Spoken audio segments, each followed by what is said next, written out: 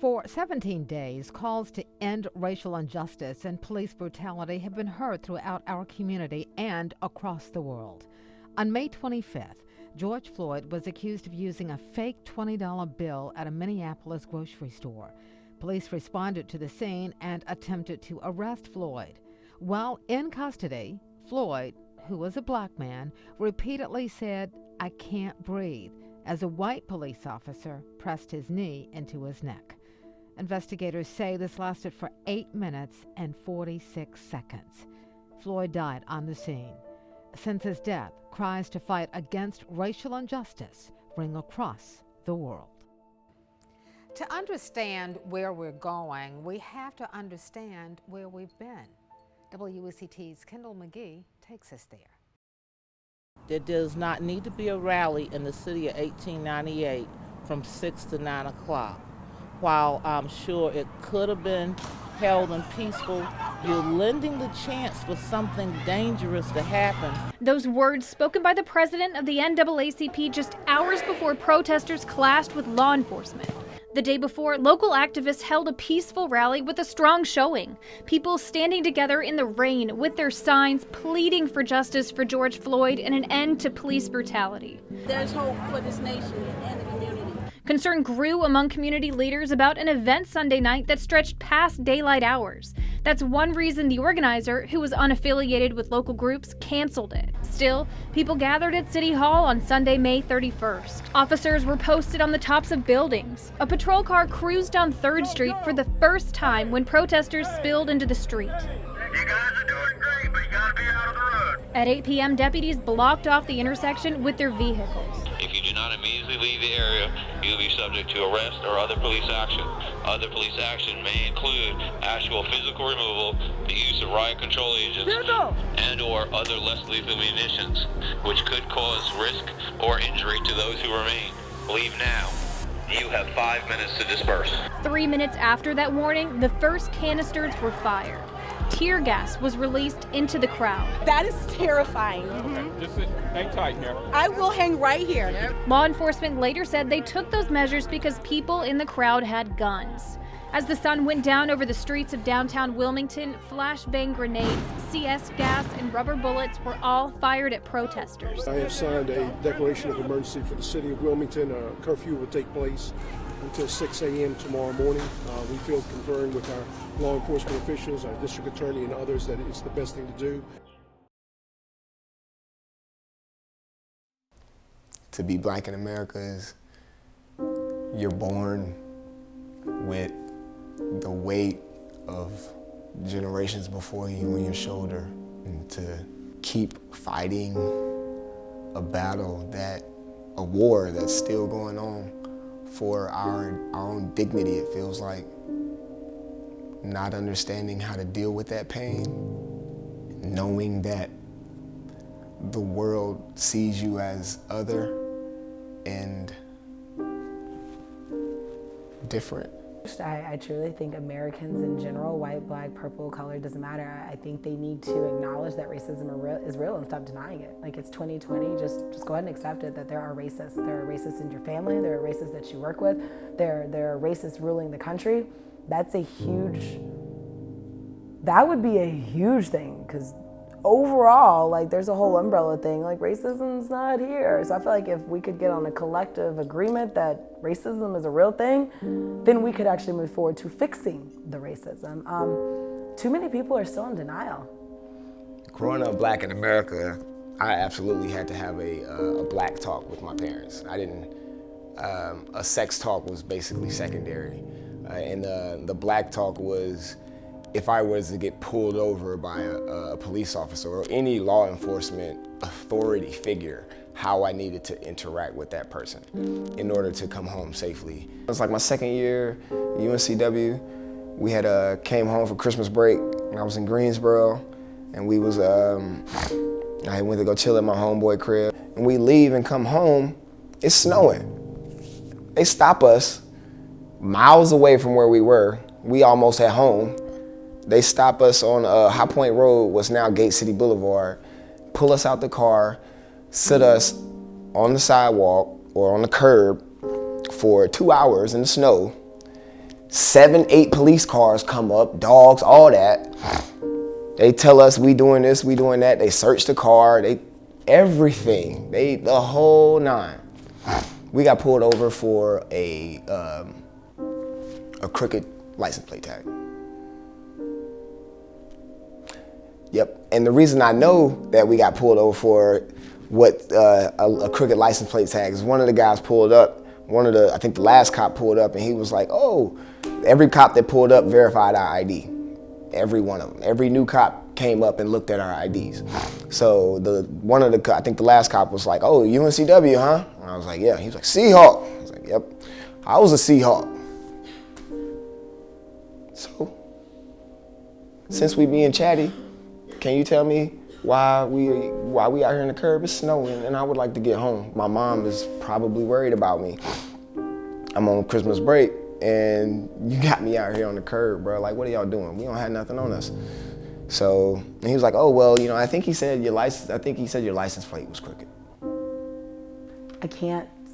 I don't feel qualified to speak for a Black community when I've spent my entire life saying I wasn't Black. Not that like I'm disowning my Black, but I claimed full-heartedly and I fought people because I'm mixed. And I always felt like saying I was Black or white or Native American was like ignoring something else of me. I was like, no, I'm mixed. Like I am a mixed girl in America. That's what I always said. And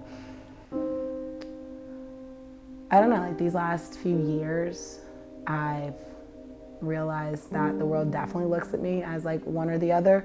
And in these last few weeks, I think Brandon had to actually have a serious, like, look me in my eyes. He's like, honey, I need you to repeat after me. He's like, I am a Black woman in America. And I know for some people that might not like seem anything like, oh, you know, it's just part of you. But like I said, for my entire life, claiming one race over the other, I always felt like I was denying someone else. But now I have to remember that these cops don't see me as a mixed girl. They don't see me as a cop's daughter. They don't see me as a theater curator. Like they literally see me as a Black woman leading a protest. That's all I am right now. I've been Black all my life.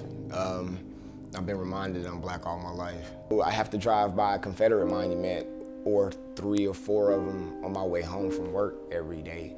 Or whenever I'm walking my dog, I have to see the Confederate monuments, and they're just so proud of that Confederate, you know what I'm saying? And there's Confederate flags all over Wilmington. It's just like every space that you want to go in Wilmington as a Black man, there's people here that want to remind me of my history, my people's history and what we went through. And they play it off as this, you know, I'm so proud of my heritage, but that heritage was brutalization and pillage of people.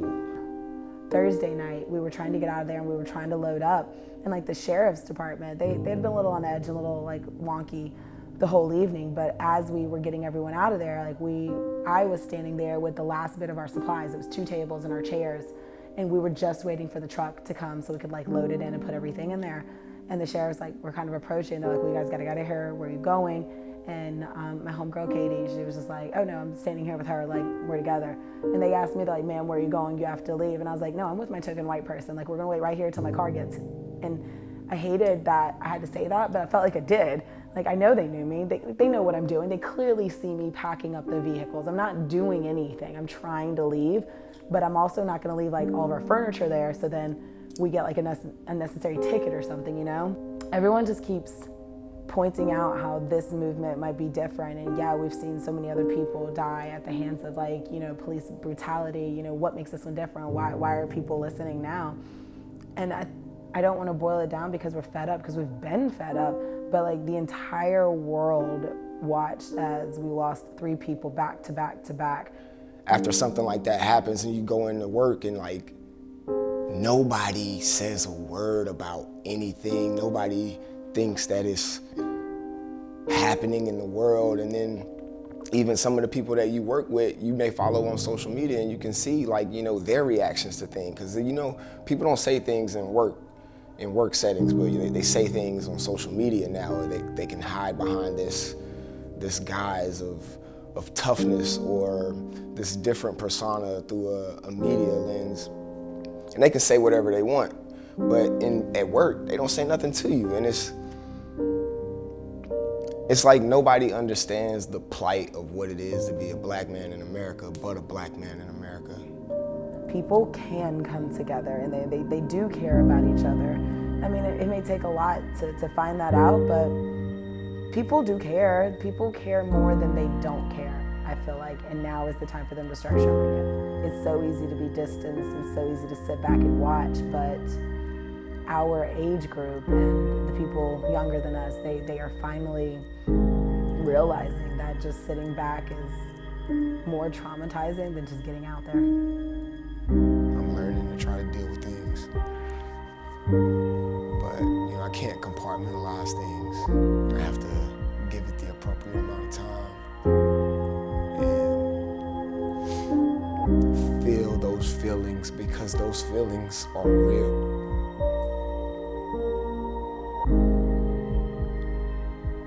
The pain is real, and I can't be afraid of it. I can't be ashamed of it, and I have to tell myself that. I can't be ashamed of the color of my skin. Because being black is the favorite part of me. That's my favorite part of my existence. I'm black, man. I'm a black man, and I love that. Why can't everybody else love that I'm a black man? Why can't other people love black men? Why is it across the world people that look like me are hurt most everywhere and put down? And that's the shit. Why are we the ones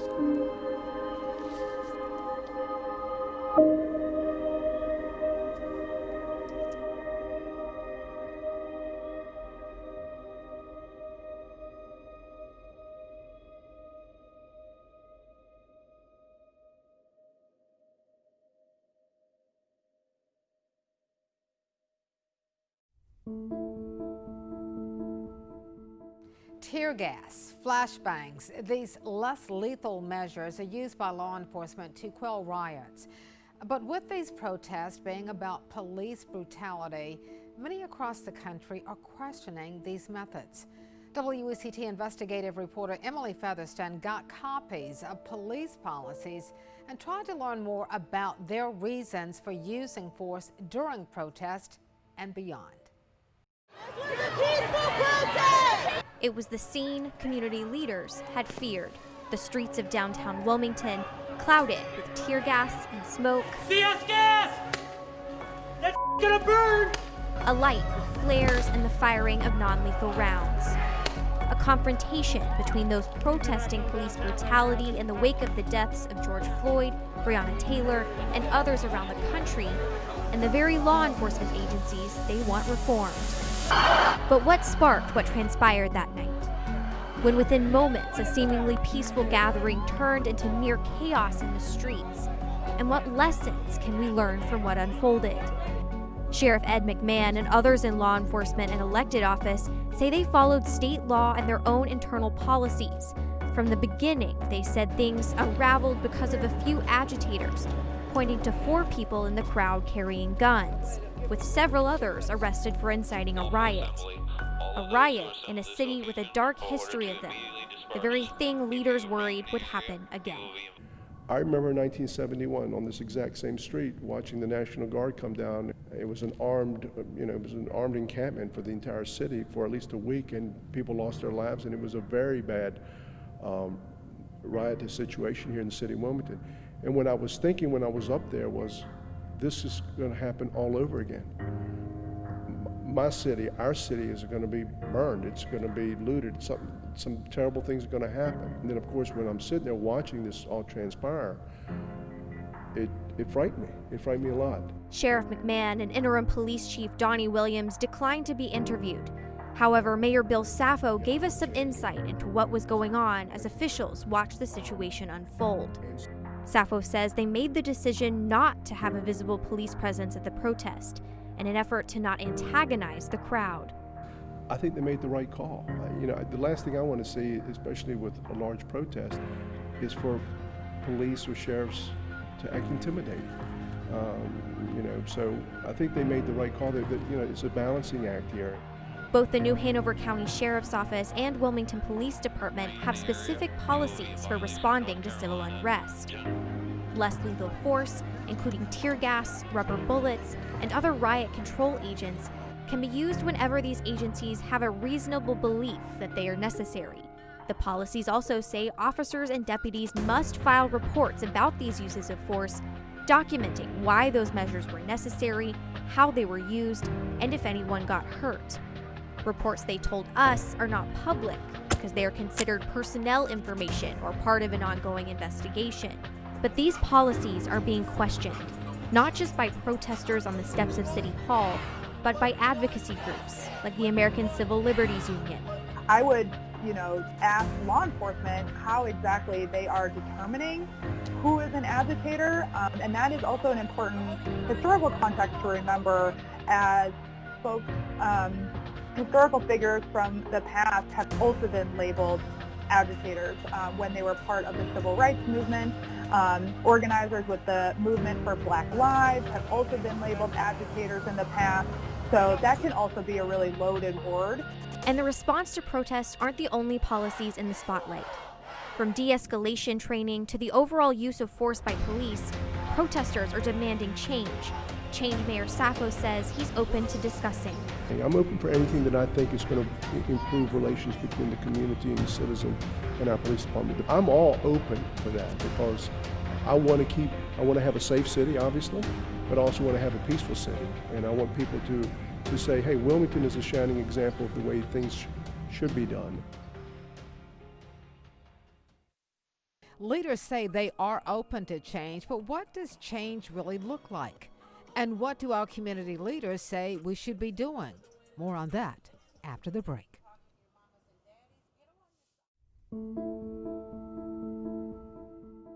The point of these protests is to call for police reform, changes in policy, and an end to systemic racism. But if we don't learn from what's happening right now, how can we expect a better future? WECT's Bryant Reed has talked to local leaders. George Floyd! Say his name! George Floyd! What's his name? George Floyd! What happens after protest crowds fade out? What happens when you no longer hear chants echoing in the streets of downtown? And what happens when other topics dominate news headlines? It is one of the top health systems in North Carolina. The state reports the largest one-day jump. The problems don't just go away. The Black Lives Matter movement has been going on for years now, but this time feels different. Like the whole reason that women can vote started because of stuff like this, and it's just the right thing to do. I hope that the system has to change, and these protests and everything is in vain if we don't change the system and the current laws that we have in place. To improve our future, we must learn from our past. Wars, revolutions, and acts of defiance have brought about change that has progressed our country. We're living in another chapter of history. I just don't want people to think that this month or even this year necessarily ends it, until there's true reform and true change in your community and in everybody's community, that it's important to keep coming out and speaking. Your voice still matters. Community advocates are urging people young and old to vote, and even registering folks themselves. People we place in office, we need to hold them accountable regardless of their party affiliation or who they are. And we need to continue to do that on an ongoing basis because they make decisions that impact our lives. And they help create this institutionalized racist system that we're in. You have to know who the candidates are and are they addressing the issues that concern you, not necessarily because of a party, but because they're doing the right thing. That's what this is about, doing the right thing. It's not just about government officials or law enforcement. It's about the greater divide between people and cultures. The 2020 census has already been mailed to homes. It's not just to see how many people are in your family. It determines where huge amounts of funding go and can lead to improvements in impoverished areas. No justice! No peace! No racism! Police! Since the civil rights movement, there hasn't been a moment like this. A moment that presents us with the opportunity to educate ourselves on all creeds and cultures. And we move forward making sure that there's equity in this country. Because sometimes it's not fair for any person of color. And we need to make sure that it is more equitable. Because we don't want equality to be like this, but equity is we all having that. When the protesting started, it was just a group of people banding together for a common goal. But what was an unaffiliated group of protesters is now forming a nonprofit. Lowercase leaders will put that philosophy into practice. We want more. This neighborhood wants more. This demographic wants more. So while we're behind the larger systemic change, we know that comes with voting and with, candidates and policies and stuff. So that's the long-term goal. What we want is immediate things. They'll use each day of the week to address race issues with educational topics. Come talk to us. Don't refer to us as protesters and rioters anymore. This is a community education outreach program. Like, the lowercase leaders are here for as long as we can be here because there's the need for this. Years ago, as they looked back at some of Wilmington's lesser-known, tumultuous parts of history and the years surrounding the coup d'etat of 1898, a group called the 1898 Wilmington Race Riot Commission identified goals they wanted to reach. County Commissioner Julia Bozeman was part of that committee. She thinks about the past and sees where we are now and says there's still so much to be done. I'm tired of sitting back and doing nothing. And this is on the forefront. We're getting pushed, and I'm glad that we're getting pushed. Obviously we needed it, and I'm just excited to be part of the catalyst, and hopefully this will be the change that we want to see, because it's long overdue. Push to change, to come together, to open our hearts, our minds, and our ears to what others experience, and how we can all contribute to making our community a better place. Black Lives Matter! Black Lives matter!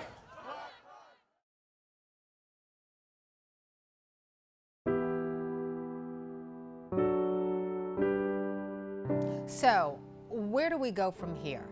At some point, the protest will end. The energy we've seen on the steps of City Hall will fade.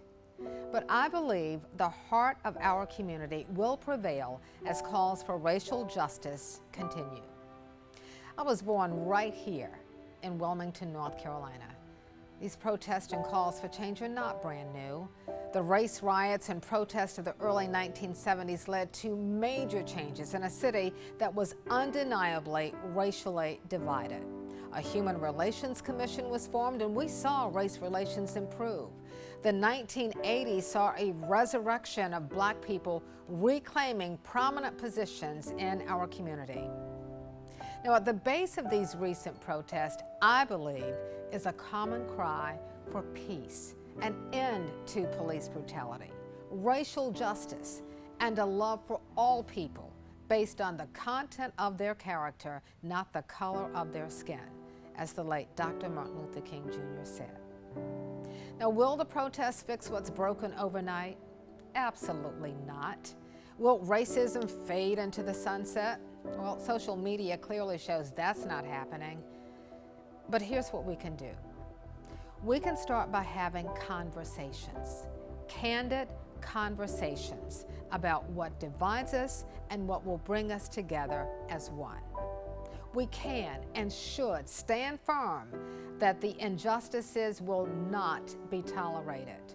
We can and should examine our own beliefs and whether they stand for what is simply right.